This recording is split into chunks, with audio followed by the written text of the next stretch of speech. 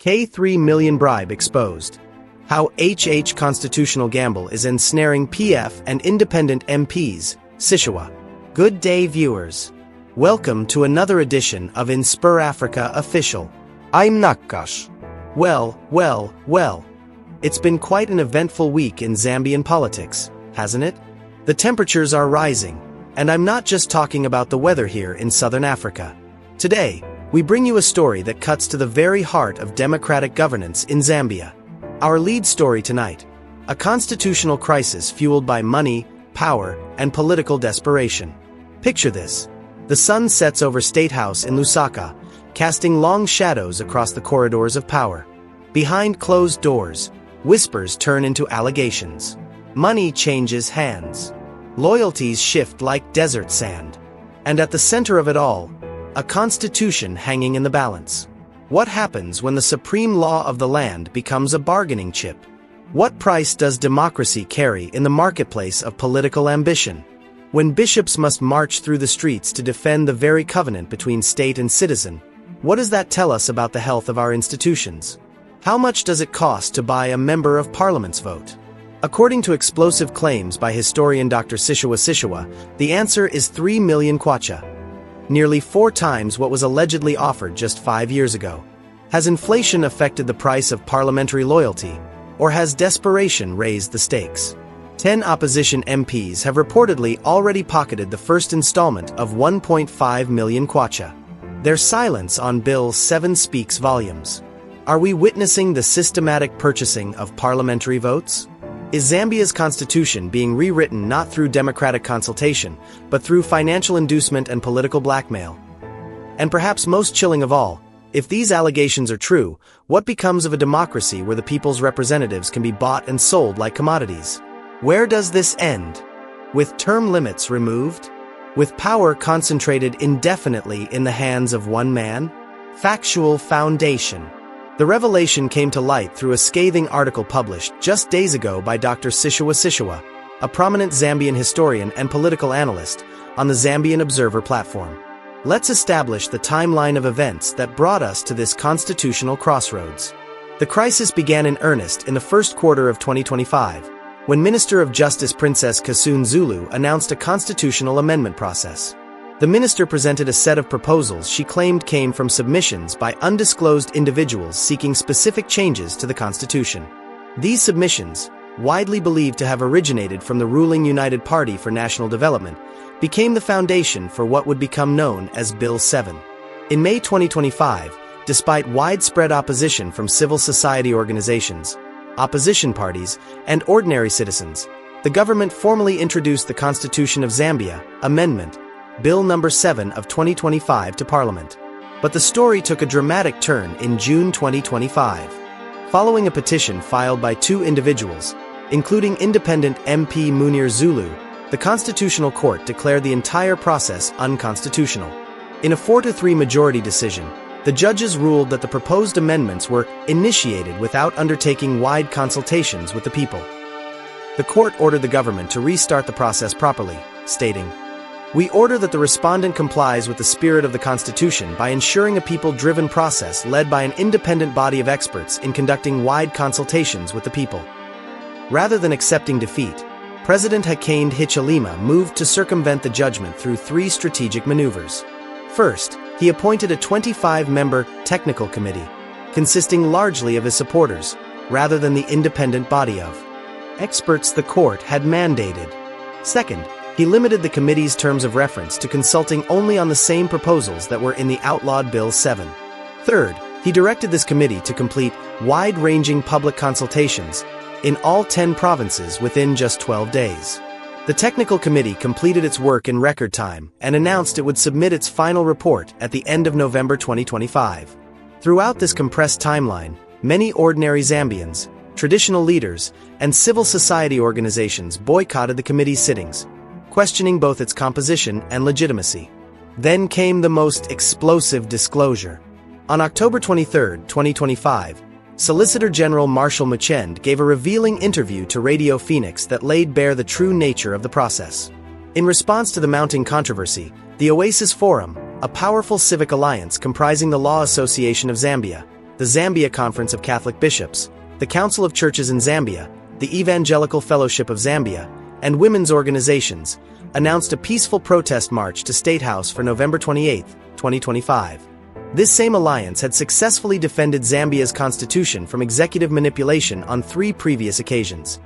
In 2001 against President Frederick Chiluba's third-term bid, in 2011 against President Rupiah Banda's partisan amendments, and in 2019 to 2020 against President Edgar Lungu's Bill 10. Direct evidence. Let's hear directly from the key figures in this unfolding drama, because sometimes the most damning evidence comes from the mouths of those involved.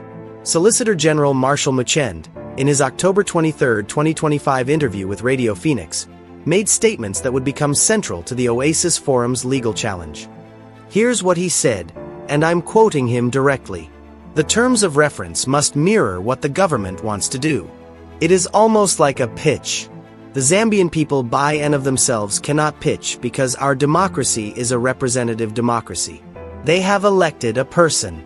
They have already elected a government. So, it is the government that has been elected that pitches to the people amendments to the Constitution. So, it is a fallacy for somebody to suggest that the amendments must come from the people. It doesn't work like that. The government of the day must pitch, must propose that we would like to look into these issues.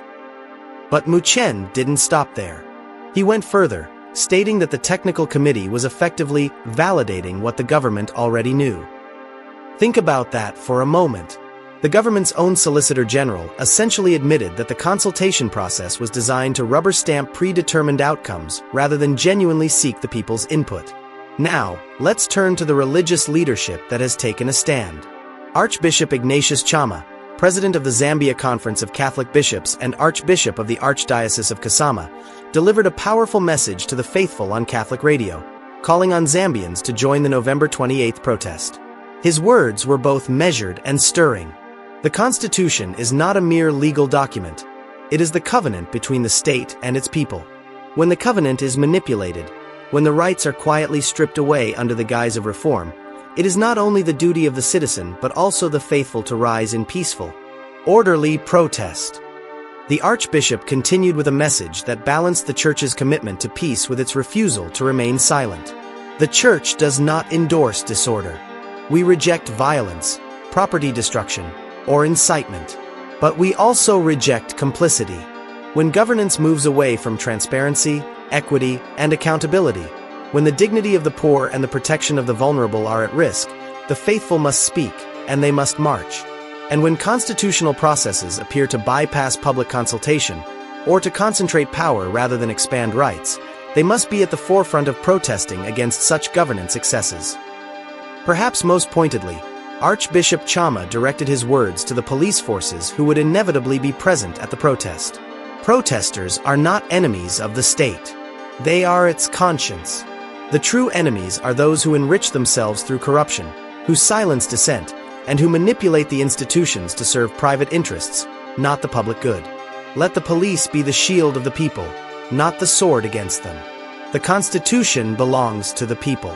When it is threatened, the people must answer not with rage but with resolve, not with chaos, but with clarity, not with silence, but with sacred courage. Powerful words, indeed. Dr. Sishuwa Sishuwa, in his article, didn't mince words about what he claims is happening behind the scenes. He wrote, "The president is so desperate to pass the self-serving changes to the Constitution that he is offering up to 3 million kwacha to each member of parliament to support Bill 7 or its successor when it is presented in parliament. This money is to be paid in 2 installments of K1.5M before and after the vote." He provided historical context as well. For perspective, the PF were offering K800,000 to each MP who agreed to support Bill 10 in 2020.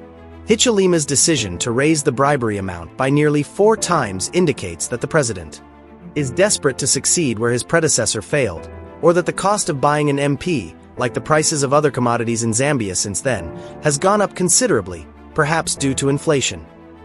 The historian went further, alleging, "So compromised are some of the legislators that at least 10 MPs from the main opposition party have reportedly accepted the first installment, and more are lining up their pockets for the payment they think can help finance their re-election campaigns." Sishuwa also claims there's a more sinister element at play. In addition to financial inducement, some PF lawmakers with prosecutable offenses from the past have been blackmailed by the presidency into supporting the bill to avoid arrest or enable their relatives, where this is relevant, to receive preferential treatment from the courts in some cases. Former Attorney General and past president of the Law Association of Zambia, Musa Mwenya, SC, offered this stark warning during a program hosted by Ambassador Emmanuel Mwamba. The Constitution is the cement of society. It cannot be lightly changed. The court made it clear that any constitutional review must involve a broad-based process, not a shortcut through Parliament. He described attempts to proceed despite the Constitutional Court's ruling as dangerous, because it would set a precedent of ignoring judicial decisions. Constitutional law expert John Sangwa, speaking on MNR's YouTube channel, was equally critical of the process. The process itself, which has been followed, is not at all consistent with the judgment of the Constitutional Court. The Constitutional Court was very clear that you need a broad-based consultation. Right now, everything that is being done is basically stage-managed because the outcome is already known. Never in the history of this country has a technical committee been given a timeline within which to conduct its business. Sangwa added, "The whole process is another example of weak institutions.